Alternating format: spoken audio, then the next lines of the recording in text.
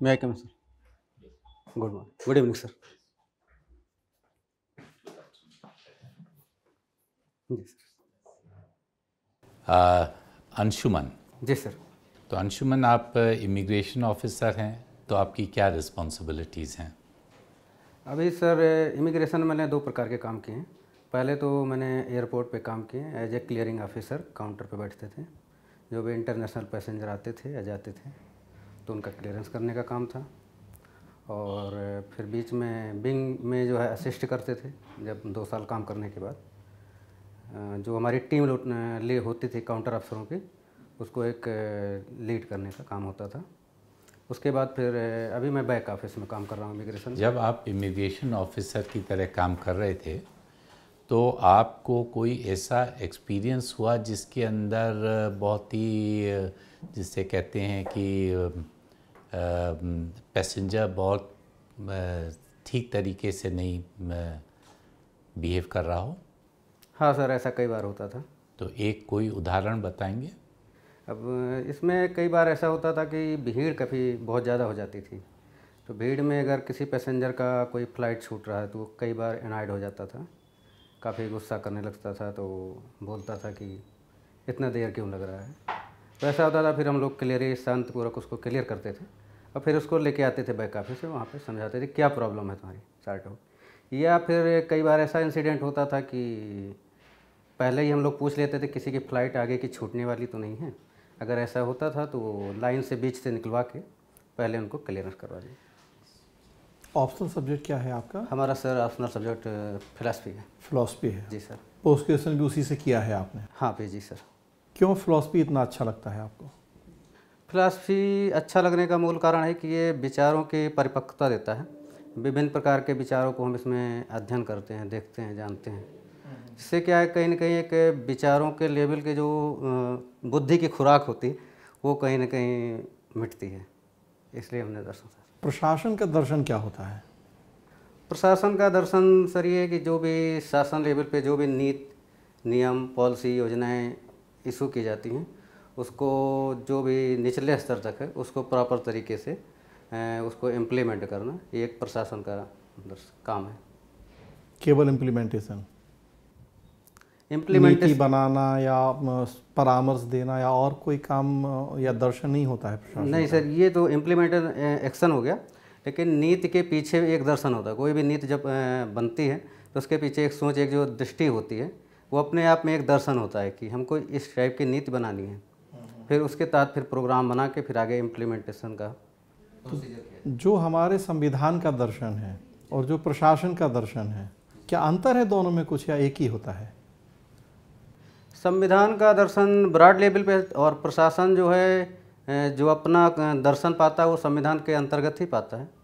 तो काफ़ी कुछ उसमें साम्यता ही है। जैसे प्रशासन का है समानता, स्वतंत्रता, ये सारे जो लक्ष्य हैं, आर्थिक न्याय लक्ष्य हैं, तो प्रशासन भी कहीं ना कहीं उसको देखता है, संविधान के स्रोत से ही वो दर्शन लेता है अपना। एक भारतीय दार्शनिक का नाम बताइए जिनके विचारों से आप सबसे ज़्यादा प्रभावित हो।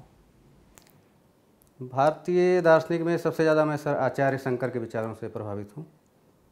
क्यों, कौन से विचार से? क्योंकि उनके विचार, अद्वैतवाद के जो विचार हैं, सैद्धांतिक रूप में वो एक दर्शन के विकास का सर्वोच्च रूप माना जाता है। दूसरा, उनका जो व्यवहारिक कार्य था सांस्कृतिक एकता का, एक भारत देश की, उस विचार को मैं बहुत महत्वपूर्ण मानता हूँ। सांस्कृतिक एकता की बात कर रहे हैं आप। वो सांस्कृतिक एकता तो कहीं ना कहीं अब देख रहे हैं कि अलगाव का भी कारण बनती जा रही है। हाँ सर, अलगाव का कारण बनती है। उस समय भी ऐसी समस्याएं थी, तमाम मत अलग अलग जैसे थे। उस समय भी शैव वैष्णव अलग अलग संप्रदाय थे जहाँ पे कुछ ना कुछ मतभेद होते रहते थे, लेकिन इन सभी मतभेदों को एक तरीके से समीकृत करके उस समय तात्कालिक रूप में उन्होंने एकता का भाव स्थापित किया। और आज भी कहीं ना कहीं वो प्रासंगिक ही है। अगर जो कुछ विरोधाभास है, लेकिन वो धीरे धीरे की प्रक्रिया में आपसी संवाद से उसका समन्वय किया जा सकता। ओके, बहुत अच्छा सर। ये चारवाक दर्शन की क्या मूल वो है और इंडिया में वो कितना चलता है? चारवाक दर्शन का मूल भौतिकवाद ही है। तो भौतिकवाद पे आधारित उनका है कि उनकी जो एक प्रसिद्ध उक्ति है कि यावत् जीवेत् सुखम जीवेत् ऋणं कृत्वा घृतं पिबेत्, मतलब जब तक जियो सुख से जियो और ऋण लेकर भी घी पियो, इस टाइप की अभिव्यक्ति है उनकी। और आज के समय में जो भौतिकवाद का दर्शन या पूंजीवाद का दर्शन है, आर्थिक विकास है, उसमें कहीं ना कहीं चार्वाक की फिलॉसफी काम करती है उपभोक्तावाद के तौर पे। अगर आज भी कहते हैं कि आर्थिक विकास या पूंजीवादी विकास में कहीं ना कहीं लोन की ज़रूरत पड़ती है। हाँ, ये है कि आलोचना का विषय होता है कि घी लेकर घी पियो, तो लेकिन ये भी सत्य है कि चार्वाक ने ऐसा कहीं नहीं कहा है कि आप वापस ही ना करो। इस टाइप की बातें तो स्पष्ट कहीं पे नहीं है। तो भौतिक विकास और आर्थिक विकास के लिए तो चार्वाक दर्शन महत्वपूर्ण है।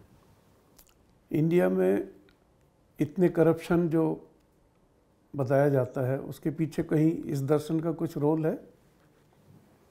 ज़्यादा उपभोक्तावाद को बढ़ावा देना, ज़्यादा उपभोग की प्रवृत्ति पैदा करना, भौतिकता ही सत्य है, बाकी कोई चेतना, कोई आत्मा कुछ ऐसा नहीं है, कोई मूल्य उस नहीं है, तो वो कहीं ना कहीं करप्शन को तो बढ़ावा मिलता है। ये जो रसिया यूक्रेन युद्ध चल रहा है, इसका नाटो पर क्या प्रभाव पड़ा और विश्व में क्या प्रभाव पड़ रहा है? रसिया यूक्रेन युद्ध के संदर्भ में नाटो पे अभी तो प्रभाव बहुत साफ स्पष्ट नहीं है, क्योंकि इसमें दो मत आ रहे हैं। एक मत तो ये आ रहा है कि कुछ मुद्दों पे नाटो एक मत हुआ, जैसे कि तमाम प्रतिबंध जो लगाए रूस पे, उसमें एकीकृत हुआ, हथियारों की सप्लाई इत्यादि हुआ, तो कहीं न कहीं एक तरीके से नाटो पश्चिम ब्लॉक के रूप में मजबूत हुआ। लेकिन अगर दूसरे संदर्भ में देखा जाए तो 1 साल तक युद्ध का लंबा खींचना और अभी भी जारी रहना, नाटो का कोई निर्णायक युद्ध पे नहीं पहुंचा पाना, तो कहीं न कहीं वो नाटो के खोखलेपन को भी दिखावा दे रहा है। विश्व पर इसका प्रभाव, मैंने ये भी पूछा। विश्व पर सर इसका प्रभाव ये होगा कि अब नए वैश्विक समीकरण बनेंगे, जो शक्ति संतुलन का ध्रुव है वो फिर से एक तरीके से रीस्ट्रक्चर होगा। आपकी हॉबीज़ क्या हैं? हॉबी सर, मैं छोटे बच्चों को पढ़ाता हूँ और इसके अलावा फिर योगा, मेडिटेशन, इस पर रुचि रखता हूँ। मेडिटेशन से क्या तात्पर्य है? मेडिटेशन ये है कि जो शारीरिक और मानसिक हमारी जो समस्त क्रियाएं हैं उसको हम एकाकार करें या उसको हम पूरी तरह सचेत होकर देखें, तो ये एक तरीके से ध्यान है। किस तरीके से आप उसको इम्प्लीमेंट करते हैं?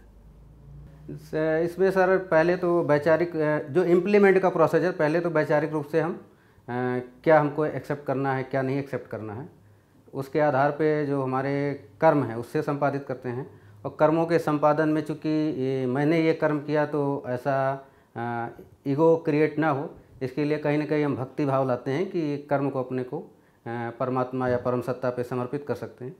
अगर शासन प्रशासन पे देखा जाए तो एक तरीके से जो गवर्नेंस, जो एक शासन है, शासन मूल्य जो है उसके प्रथम समर्पित होकर अपने कार्यों का संपादन कर सकते हैं। अगर कोई आपसे कहे कि मेडिटेशन के फील्ड में मुझे गाइडेंस आप दीजिए, तो कोई लिटरेचर ऐसा आप रिकमेंड करेंगे? सर मैं ओशो साहित्य को रिकमेंड करूँगा सर। अच्छा, उसकी मूल अवधारणा क्या है? ओशो साहित्य की मूल अवधारणा में तो ये है कि टाइमलेसनेस आपको पाना है, यानी समय शून्य की जो स्थिति होती है वो आपको एक्सपीरियंस में आना चाहिए।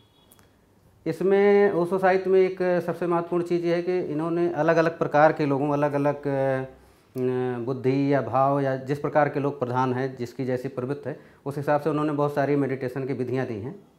तो उसमें से कोई भी व्यक्ति अपने रुचि और अपने स्वभाव प्रवृत्ति के अनुकूल कोई भी अपना सकता है। और जो इसका मूल लक्ष्य होता है कि आपको समय शून्यता, टाइमलेसनेस और अहम शून्यता, ईगो शून्यता, यानी ये दो स्थिति को प्राप्त करना है। अहम शून्यता और समय शून्यता, ये स्थिति ध्यान की अवस्था होती है। सिंपल प्रोसेस में है कि हम अपने विचारों को साक्षी भाव से देखते रहें। अपनी जो भी शारीरिक क्रियाकलाप हैं या मानसिक विचार हैं उनको हम शिथिल होके और उसको एक साक्षी भाव के रूप में देखें और उन विचारों पे कोई निर्णय ना लें, कोई मूल्यांकन ना करें, मतलब अनिर्णय की स्थिति। तो जो प्रक्रिया होती है उसमें ऐसा कर सकते हैं सर। सिविल सर्विस में इसका क्या उपयोग होगा? सिविल सर्विस में इसका रोल ये है कि पहले तो प्रशासक अपने आप को मूल्यों से कंट्रोल कर सकता है, तमाम विषम परिस्थितियों में अपना संतुलन नहीं खोएगा, धैर्य रखेगा, दृढ़ता रखेगा। समय शून्यता? समय शून्यता का ये है कि आपको धैर्य और आपको पेशेंस, ये स्किल्स डेवलप करेगा। इससे क्या कहीं ना कहीं बहुत सारी सिचुएशन ऐसी होती हैं जहाँ पे टाइम बाउंड आपको एक्शन लेना होता है? हाँ, तो सर वो टाइम बाउंड एक्शन जब हम अपने आप को प्रेपर रहेंगे, जब हम मन और शरीर से अपने स्थिर रहेंगे, तो हम उसको टाइम बाउंड एक्शन तभी ले सकते हैं। उत्तर प्रदेश में अभी ये डिफेंस कॉरिडोर की बात हो रही है, तो ये किस इलाके में बनाया जाएगा? ये sir defence corridor Uttar Pradesh में ये बुंदेलखंड के इलाके में है, जिसमें ये 6 डिस्ट्रिक्ट माने जा रहे हैं। इसमें से कानपुर, लखनऊ और ये चित्रकूट, बांदा होते हुए इधर आगरा के पास तक लगभग 6 डिस्ट्रिक्ट इसमें शामिल हैं। तो ये बुंदेलखंड कवर होगा। लखनऊ और कानपुर में कोई ऑलरेडी डिफेंस रिलेटेड इंडस्ट्रीज़ हैं क्या? कानपुर में sir defence related ordnance factory थी और गन फैक्ट्री थी, आर्डिनेंस डिपो था और गन फैक्ट्री करके था एक। एरोनॉटिकल HAL की कोई फैक्ट्री वैक्ट्री नहीं है? सर मुझे अभी याद नहीं सर। तो ये जो इलाका बुंदेलखंड का सेलेक्ट किया गया है, तो बुंदेलखंड का तो बड़ा बैकवर्ड एरिया कहलाता है और वहाँ का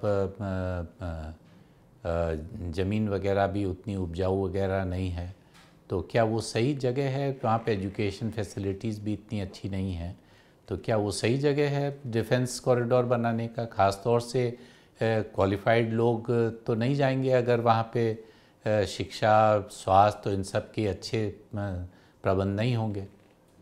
सर ऐसा है कि सर बुंदेलखंड इलाका पिछड़ा है, लेकिन पिछड़े इलाकों को हमें विकसित भी तो करना है। अगर हम इस प्रकार से सोच के वहाँ पे चीज़ें नहीं विकसित करेंगे तो फिर वो विकसित कैसे होगा?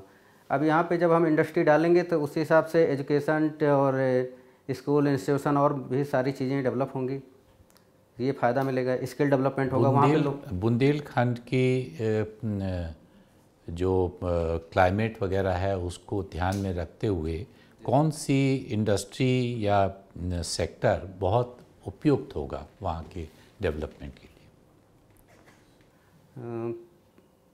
मोटे अनाज का भी एक नए उसमें फूड प्रोसेसिंग वगैरह डाल करके कर सकते हैं, मोटे अनाज का उत्पादन कर सकते हैं, क्योंकि और ललितपुर में कुछ मिनरल्स वगैरह मिलते हैं, उनके रेफरेंस में कर सकते हैं। सोलर पावर का वहाँ पे डेवलप करने का हाँ, बड़ा प्लान है। हाँ सर, सोलर पावर का, हाँ सोलर पावर का प्रोजेक्ट काफ़ी। तो सोलर पावर को ग्रीन एनर्जी बोलते हैं। ये बताइए ग्रीन ग्रोथ से आप क्या समझते हैं?